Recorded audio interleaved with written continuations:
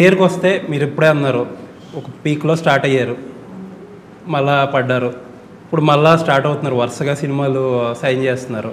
ఇప్పుడు career గోల్స్ని reset చేసుకున్నారా? ఏంటి కొత్త టార్గెట్స్ ఏవో ఉంటాయి కదా? అదే లేదండి, సేమ్ కొత్తగా మారేది ఉంటుంది. మోటార్ చిన్నప్పుడు పుట్టినప్పటి నుంచి ఆన్ అయిన మోటార్ ఇది. Actor cinema cinema cinema cinema cinema cinema అని. సో కొత్తగా ఏం లేదండి, ఆరోగ్యం చూసుకోవాలి అండ్ ఫిట్నెస్ మెయింటైన్ చేసుకోవాలి. That is the main thing.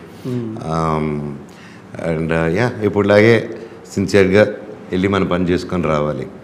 And ఎప్పుడు సెట్లో ఉండేలాగా దేవుడు దీవించాలి. మంచి మంచి క్యారెక్టర్. మీతో కొంచెం క్లోజ్ అయిన ఒక వ్యక్తి చెప్పిన మాట ఏంటంటే, ఇప్పుడు ఫస్ట్ ఇన్నింగ్స్లో మనోజ్ సొంత ప్రొడక్షన్లో చేసిన బయట ప్రొడక్షన్లో చేసిన ఏదో 4 డబ్బులు సేవ్ చేయాలని చెప్పి అన్నింటిలోని దూరి అన్నింటిలోని అన్ని పనులు చేసి ప్రొడ్యూసర్ కొంచెం డబ్బులు సేవ్ చేసే ప్రయత్నంలో పెద్దగా బ్యాంక్ బ్యాలెన్స్ సంపాదించుకోలేకపోయాడు.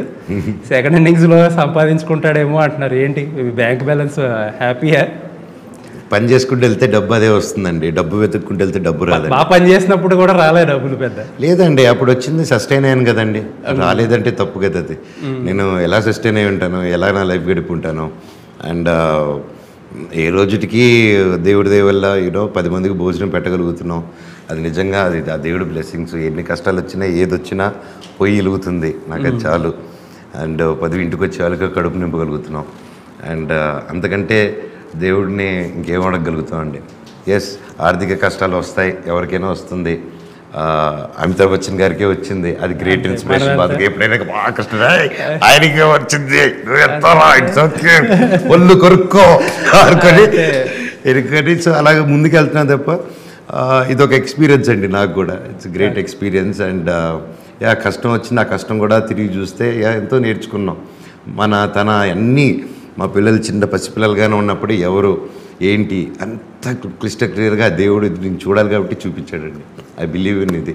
సో మీ next cinema Mirai, Bhairavam 30th release వెంటనే Mirai.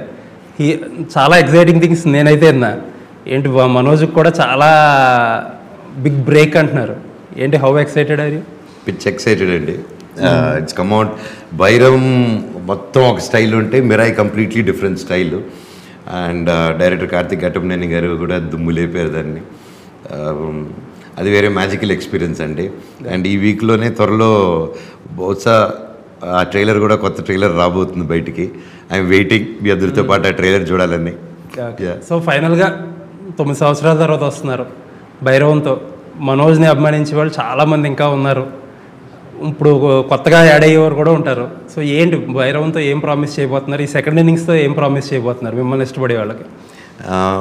Bhairavam 100% won't disappoint. And ప్రతి ఒక్కరి క్యారెక్టరైజేషన్ నాదే అని కాదండి, ప్రతి ఒక్కరిది బాగా వచ్చింది. అండ్ నా వరకు వస్తే నన్ను చాలా కొత్తగా చూస్తారు, ఇంతకుముందు ఎప్పుడు ఇలా చూడలేదు.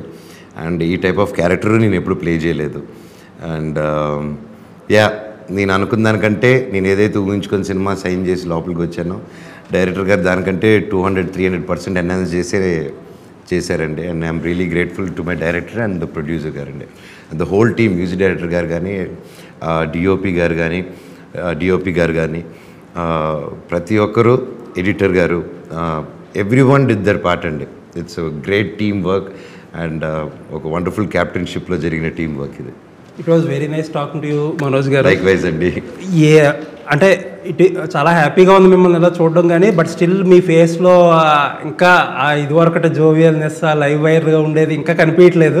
మీరు తీసిన టాపిక్లన్నీ తీసిందంత పర్సనల్ టాపిక్లు జోవియల్ కనిపించట్లేదు అంటే ఎక్కడి నుంచి వస్తుంది సార్ అనేసి. సో మీకు కోరుకునేది ఏంటంటే, ముళ్ళుకొచ్చి అబ్బాయి నవ్వు చిలక వెరీ సూన్ మేము గుచ్చడానికి కూడా ముళ్ళు ఉండకూడదండి. లైఫ్ లైన్స్ అన్నీ పోయి చాలా హ్యాపీగా పెద్ద ఆయనతో కానీ ఫ్యామిలీతో కానీ చాలా హ్యాపీగా ఉండాలని కోరుకుంటూ, మీకు సెకండ్ ఇన్నింగ్స్లో ఇంకా బ్రేక్ అనేది ఎక్కడ ఇబ్బంది అనేది రాకుండా అలాగే సాగిపోవాలని కోరుకుంటూ M9 న్యూస్కి టైం ఇచ్చినందుకు thank you. Thank you sir. Thank you.